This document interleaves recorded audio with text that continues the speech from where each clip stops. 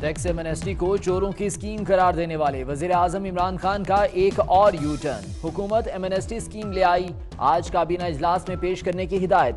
वजीर खजाना असद उमर ने ब्रीफिंग दी, काबीना की मंजूरी से स्कीम का इजरा होगा।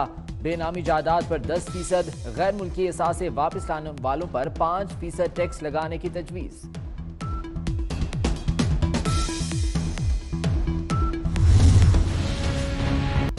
नून लीग के रहनुमा ख्वाजा आसिफ की हुकूमत की टैक्स एमनेस्टी स्कीम पर तनकीद। वजीर आजम इमरान खान के माजी के ट्वीट सोशल मीडिया पर डाल दिए, साथ शेर भी कह डाला, वो आफ्ताब लाने का देखकर हमें फरेब, हमसे हमारी रात के जुगनू भी ले गया। और जितने आपको डॉलर चाहिए उनमें इतना बड़ा फर्क पैदा हो गया कि अब आप अपनी बुनियादी जो ज़रूरतें वो पूरी नहीं कर सकते।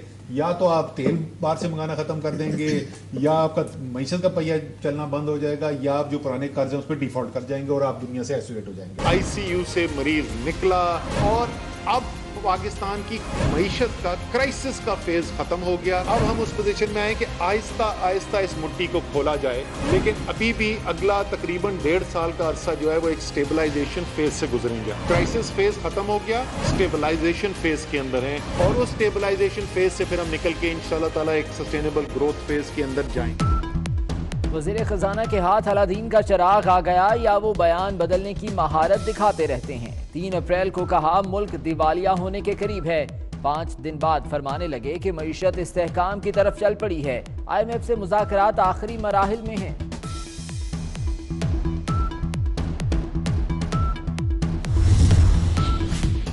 बार बार बोलने से झूठ सच नहीं बन जाता। DGISPR का भारतीय फजाइया की प्रेस कॉन्फ्रेंस पर रद्द-ए-अमल। पाकिस्तान ने सच पर कभी ढोल नहीं बजाए। पाकिस्तान एयरफोर्स ने 2 इंडियन जहाज गिराए, मलबा सबने जमीन पर देखा। वज़ीर आज़म सेक्रेटेरिएट में आग को तर्जुमान ने मामूली करार दिया, बाद में बताया कि कल का इजलास वहां नहीं होगा। आग के हवाले से अहम सवालात पैदा हो गए, कौन सा रिकॉर्ड जला, आग कैसे लगाई गई, तीसरी मंजिल पर लगी आग छठी पर कैसे पहुंची। आग को मामूली और वज़ीर आज़म को हीरो बनाने की कोशिश में तर्जुमान सवालों का जवाब देने से गुरेज़ा रहे।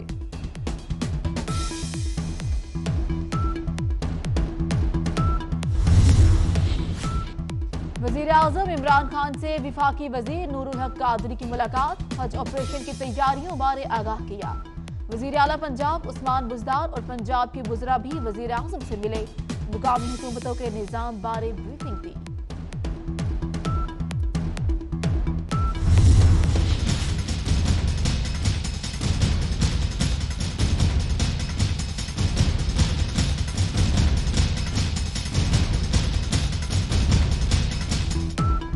साबिक वज़ीर आज़म नवाज शरीफ से मौलाना फजलुर रहमान की अहम मुलाकात आज सुबह 10 बजे होगी। मौलाना फजलुर रहमान लाहौर पहुंच गए, हुकूमती रवैये समेत सियासी सूरत हाल पर तबादला ख्याल किया जाएगा। मुलाकात में आइंदा की हिकमत अमली भी तय की जाएगी।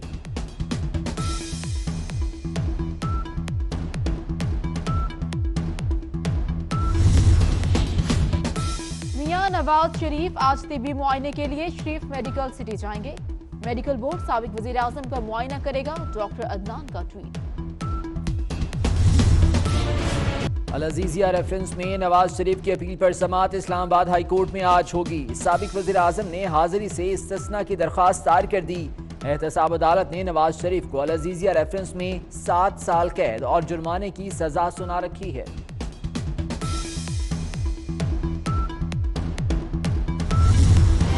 हमजा शहबाज का मुबैना फ्रंटमैन दुबई फरार होते धर लिया गया। FIA ने मुश्ताक चीनी को लाहौर एयरपोर्ट से हिरासत में लिया। नैब के हवाले, मुश्ताक चीनी शरीफ खानदान की किसी शुगर मिल का मैनेजर नहीं रहा। तर्जुमान शरीफ फैमिली ने कहा कि किसी तहकीक के बगैर जब तरफा बयानात महज किरदार खुशी है।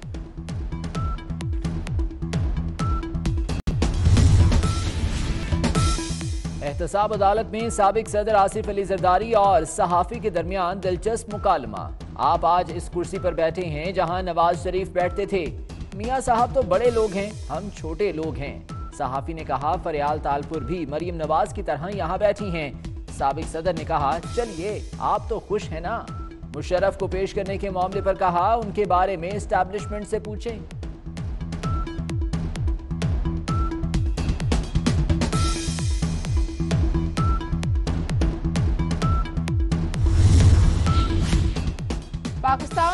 भारत के दरमियान करतारपुर राहदारी पर मुज़ाकरात 16 अप्रैल को होंगे।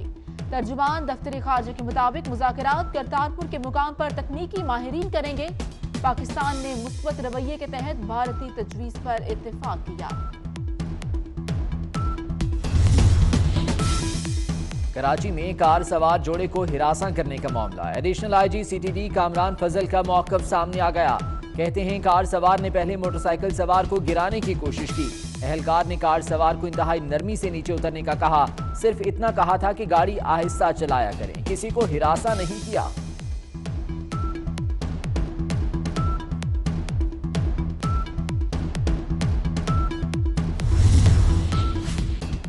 रिश्वत लेने पर बना निशाने इबरत। कराची में तफ्तीशी अफसर रिश्वत लेते रंगे हाथों गिरफ्तार। एंटी करप्शन टीम ने भरे बाजार में हथकड़ियां लगाई। शहरी वीडियो बनाते रहे। सब इंस्पेक्टर फारूक ने शहरी से मुबैना तौर पर 50,000 रुपए रिश्वत ली।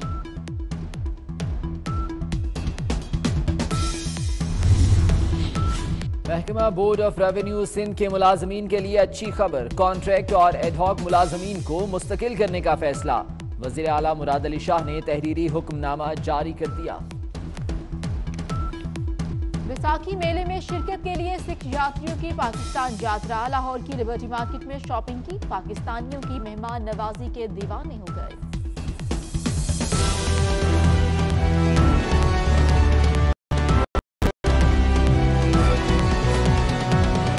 था कि कर्जों का बोझ इतना ज्यादा है कि हम दिवालिया होने के करीब हैं। पाकिस्तान को इक्तिसादी तबाही से बचाने के लिए IMF का पैकेज नागुज़ीर है। अगर ऐसा न हुआ तो पाकिस्तानी रुपए की कदर बहुत ज्यादा कम हो जाएगी और मुल्क में सरमायाकारी रुक जाएगी। बैलेंस ऑफ पेमेंट का क्राइसिस होता है। बैलेंस ऑफ पेमेंट क्राइसिस का आसान अल्फाज में मतलब क्या है कि आपके पास जितने डॉलर हैं और जितने आपको डॉलर चाहिए उनमें इतना बड़ा फर्क पैदा हो गया है कि अब आप अपनी बुनियादी जो ज़रूरतें वो पूरी नहीं कर सकते।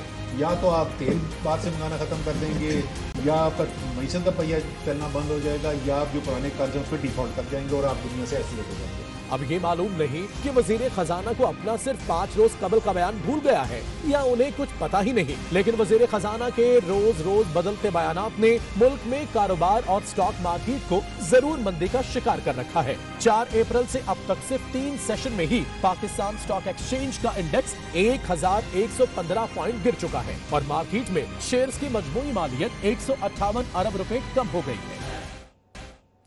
जबकि पेट्रोल, बिजली और गैस के बाद अद्वियात की कीमतों में इजाफे ने गरीब आवाम की कमर तोड़ दी। विफाकी वज़ीर सेहत आमिर क़यानी ने कीमतों में इजाफे का जिम्मेदार दवासाज कंपनियों और नून लीग को करार दे दिया है। इसी बारे में रिपोर्ट करेंगे बिलाल विर्क।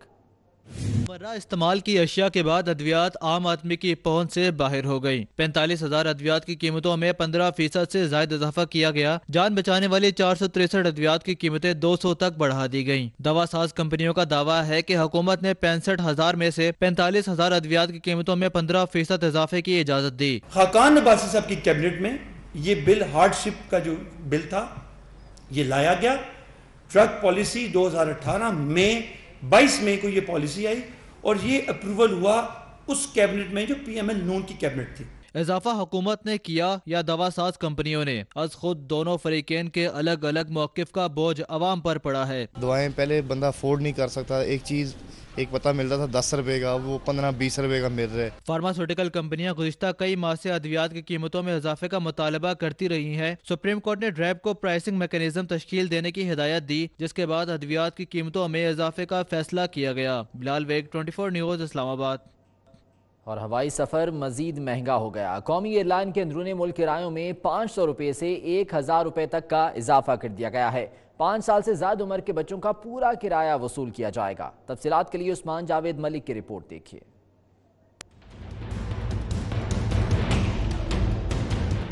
गैस, बिजली, पेट्रोल, अद्वियात और रोजमर्रा इस्तेमाल की अशिया के बाद अब हवाई सफर भी महंगा हो गया। कौमी एयरलाइन ने अंदरूनी मुल्क सफर करने वाले मुसाफिरों को तब्दीली का झटका दे दिया। PIA ने अंदरूनी मुल्क किरायों में 500 रुपए से 1000 रुपए तक का इजाफा कर दिया, जबकि PIA के नए कवानीन के साथ साथ अंदरूनी मुल्क के लिए इकॉनमी में 10 दर्जात, एग्जेक्टिव इकॉनमी में 3 और बिजनेस के 4 दर्जात मुतारिफ करा दिए हैं। कराची, लाहौर और इस्लामाबाद के लिए 9130 रुपए से 36,030 रुपए तक वसूल किया जाएगा। परवाज की रवानगी से कबल टिकट रिफंड पर 2500 रुपए, परवाज के बाद रिफंड में 4,000 रुपए वसूल किए जाएंगे। PIA ने अंदरूनी मुल्क मुसाफिरों के लिए 20 किलो के जायद पैकेज का किराया 5,000 रुपए कर दिया। नए किरायों और कवानीन को 1 अप्रैल 2019 से नाफिज किया गया है। तर्जमान PIA के मुताबिक फ्यूल की कीमत में उतार चढ़ाव के बायस चार्जेस फिक्स किए गए हैं। किरायों के साथ मुसाफिरों के लिए नए कवानीन भी एयरलाइन के मुफाद में मुरतब करके सिविल एविएशन को अरसाल किया गया है।